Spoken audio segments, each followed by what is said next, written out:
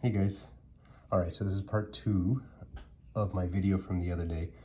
I'll give a little background, and now that I know I'm being recorded, I'll use a black pen so you guys can kind of see the page. So the sketch I'm doing is a client that hired me from Texas. They had come to Vancouver and they'd, I guess, seen some of the architecture out here. And so they gave me a call and they said, hey, we're building a new house in Texas, and can you help us? Can you do this? So they're actually working with an architect locally down there, and I've been hired as a consultant to kind of just help out on the project. So basically what we have is the client is looking for a really balanced look. They want to go with a little bit of an old world look, a lot of heavy moldings and kind of just a really big presence, but they really want it to be symmetrical, balanced. They love, perfect symmetry on both sides. So what we're going to do is, the first thing I'm kind of deciding on is the garages. So normally, we have a 2-car, 3-car garage. If I had a single 3-car garage, it works well. For instance, if I have a house like this and we have, a nice 3-car garage, or we have a house like this and we have, a 3-car garage, these concepts work well.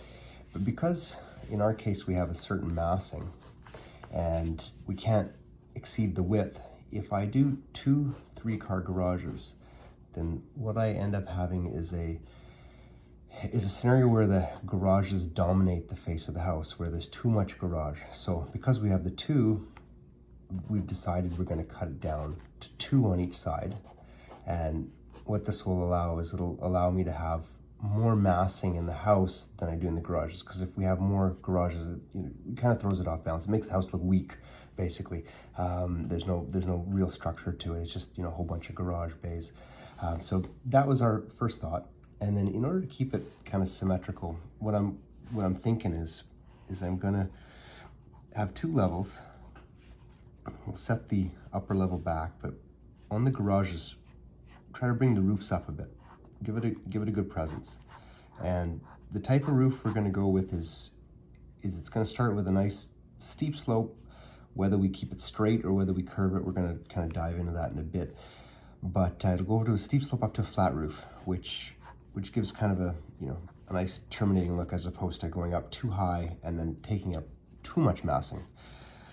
On both sides of the garage, I'm going to have a kind of like a window seat sticking out, and whether we bring it all the way down to the foundation or not, we'll kind of get into that. But for now, we'll keep it as a window seat. And we have the option to either match the roof line here, or for all intents and purposes, go with a simple arch. So let's say we go on this side and we kind of do the opposite. We do our bump out and then we do a kind of a matching roof. So those are the kind of the 2 options we're playing with right now. In the center of the arch, we're thinking we want to keep a nice arched window. And it'll be something kind of like that. We have our garage doors. 2 single garage doors. And in order to kind of spruce it up a little bit, probably going to add some sort of flare on the end. And this time in this video, I'll do my best not to make it look like a triangle. So in the upper part of the roof, we're thinking we don't want too many heavy elements. So we're going to kind of keep working on this one, but we may just work with some sort of arch design that kind of sticks out of the roof. Maybe not too much, just kind of something that breaks up the massing of the roof. Similar on this side. We just kind of have something like that. In the entry, so what we're going to do is, in order to make it really work, we want to kind of separate the garages from the building. So this gives me a little bit of depth in this little area right here, as opposed to joining them up. Kind of doesn't really terminate properly. We want a really nice big entry. The client wants a really big double height entry. So it's always tricky with the double heights because you have to have a lot of thickness in the post to balance out the massing of it. If you don't have a lot of thickness in the post and you go up too high, then it just looks like two skinny little sticks holding up a roof, which we definitely don't want to do. So let's say we bring a roof up like this, we're matching our current roof style. Depending on what we do here, let's say for now, we'll go with an arch and we'll kind of match this up. The roof line will come up here and try to keep that lower than this entry. That'll give the entry a lot more prominence. The rear wings back here, we'll want them lower because we don't want too much heaviness in the front. So these walls will be set back. We'll kind of shade it. This is set back, this is kind of set back. Big entry door, really tossing whether I want to do it an arch door or do the arch up here. I don't want to do two arches, they'll clash. And then in the mid part here, this is the part we're going to go back and forth with the client a little bit, so I'll do a third video. I had originally in the original video drawn two arches in the center.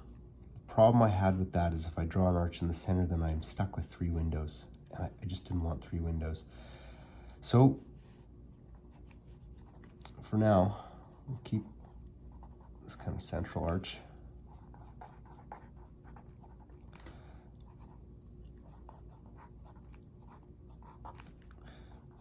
Probably keep a consistent arch theme on the upper floor. Maybe square off the bottom windows.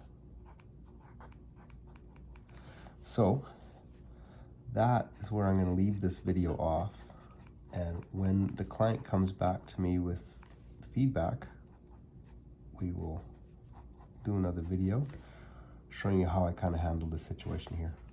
But thank you for checking it out. Have a good night.